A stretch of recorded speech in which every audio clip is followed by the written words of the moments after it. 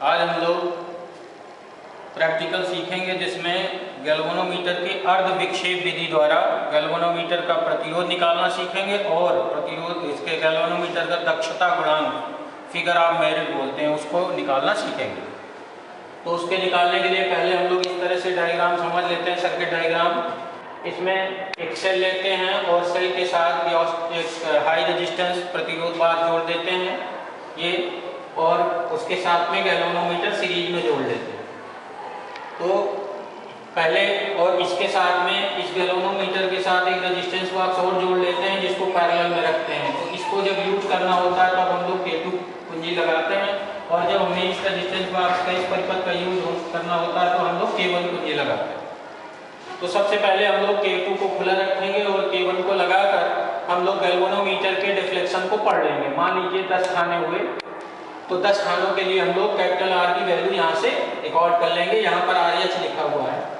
उसके बाद हम लोग यहाँ पर इसके समांतर क्रम में जो रेजिस्टेंस बॉक्स जुड़ा है उसमें कुंजी K2 दबाएंगे, लगा देंगे और रेजिस्टेंस बॉक्स से इतना प्रतिरोध निकालेंगे कि गैल्वेनोमीटर का डिफ्लेक्शन पहले की अपेक्षा आधा हो जाए। यानी जैसे पहले 10 खाने था तो अब 5 खाने रहेगा, ठीक है ना। और इस स्थिति में हम लोग यहाँ पर ये इस फार्मूले के द्वारा G बराबर RH इंटू S, RH इस हाई रेजिस्टेंस बॉक्स से निकाला गया प्रतिरोध, S जो है इसके समांतर क्रम में जुड़े RB बॉक्स से निकाला गया प्रतिरोध है जिसको शंट रेजिस्टेंस कहेंगे, और RH माइनस S। तो इस फार्मूले के द्वारा हम लोग कैपिटल G की गणना कर लेंगे, यानी गैल्वेनोमीटर का प्रतिरोध निकाल लेंगे। इसी तरह से धारामापी का दक्षांत फिगर ऑफ मेरिट निकालने के लिए हम लोग X इक्वल यहाँ K भी लिख सकते हैं। हम लोग K इक्वल 1/n, जहाँ n विक्षेपित खानों की संख्या है उसको हम लोग थीटा से भी लिख सकते हैं, और E/RH प्लस G ले लेंगे। E जो है विद्युत वाहक बल है सेल का जो यूज करेंगे, RH हाई रेजिस्टेंस बॉक्स से निकाला गया प्रतिरोध, और G जो है यहाँ से जो कैलकुलेशन आएगा उसका यहाँ पर हम लोग यूज कर लेंगे। अब हम लोग सर्किट डायग्राम बनाना सीखते हैं। तो देखिए इधर सर्किट डायग्राम बनाने के लिए ये देखिए सर्किट डायग्राम पहले से बना लिया गया है। इधर ये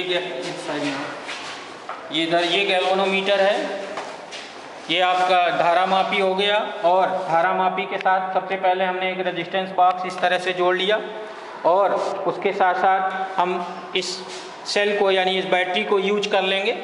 तो बैटरी के यूज करने के लिए हम लोग एक रिओस्टेट यूज करेंगे। अगर बैटरी ज़्यादा वोल्ट की है तो इस धारा नियंत्रक को हम लोग विभव विभाजक के रूप में प्रयुक्त करेंगे, और इससे हम लोग कम वोल्टेज ले लेंगे जिससे कि जो धारामापी में विक्षेप है वह पूरे स्केल पर आ सके। तो इस तरह से सर्किट है। इसके साथ साथ इसमें जो पैरेलल जो हम लोगों ने पैरेलल एक शंट जिसको बोला गया है शंट प्रतिरोध RB ये जुड़ा हुआ है, ये पैरेलल क्रम में जुड़ा हुआ है गैल्वेनोमीटर के साथ पैरेलल क्रम में इस तरह से जोड़ लेते हैं।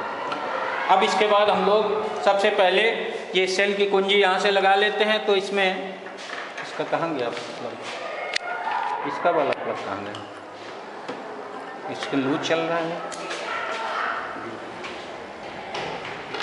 इसमें कौन सा ये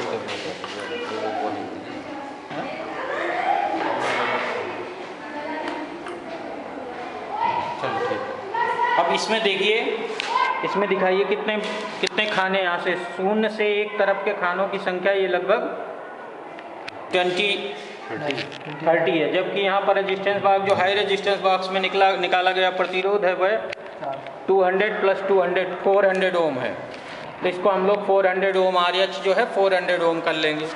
इसके बाद हम लोग इसमें कुंजी लगा देंगे, K2 कुंजी लगा देंगे। K2 कुंजी लगाने पर हम देख रहे हैं कि जो रेजिस्टेंस बॉक्स से जब हम लोग प्रतिरोध निकालते हैं, ये दिखाइए था, ये कितना है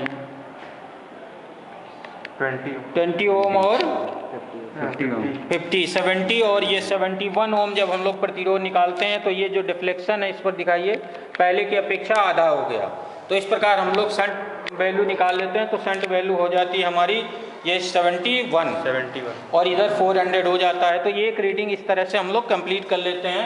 अब इसमें हम लोग RH और S/RH माइनस S लगाकर इस तरह से G की वैल्यू निकाल लेते हैं। तो इस तरह से हम लोग एक G की वैल्यू निकालते हैं। इसी तरह से और भी हम लोग कई 30 खानों के लिए अभी किया था, फिर 20 और 10 के लिए कर लेंगे, और 20 और 10 के लिए फिर से हम लोग जी की गणना कर लेंगे एक बार।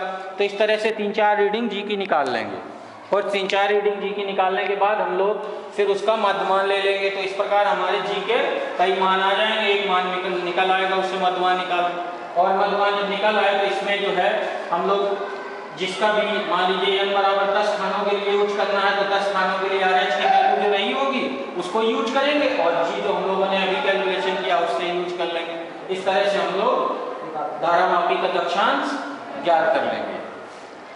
ठीक है।